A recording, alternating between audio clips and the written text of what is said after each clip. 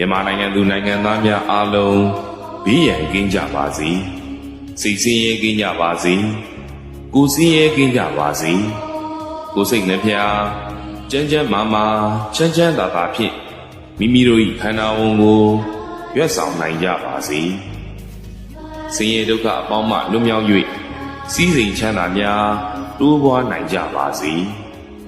လူချင်းချင်းလှည့်ပတ်ခြင်းကင်းရှင်းကြပါစေ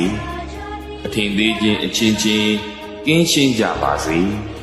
ဆင်းရဲလိုခြင်းအချင်းချင်းကင်းရှင်းကြပါစေတဦးနဲ့တဦးကောင်းကျိုးလိုလားသောစေတနာမေတ္တာများအပြန်အလှန်ထားရှိနိုင်ကြပါစေလောကအကျိုးလူအကျိုးများကိုသေကိုဆောင်ရွက်နိုင်ကြပါစေကိုယ်စိတ်ချမ်းသာခြင်း၏အကြောင်းကောင်းမြတ်သောခတ်သိမ်းအုပ်တော်အလုံးစုံသောမင်္ဂလာအပေါင်းတို့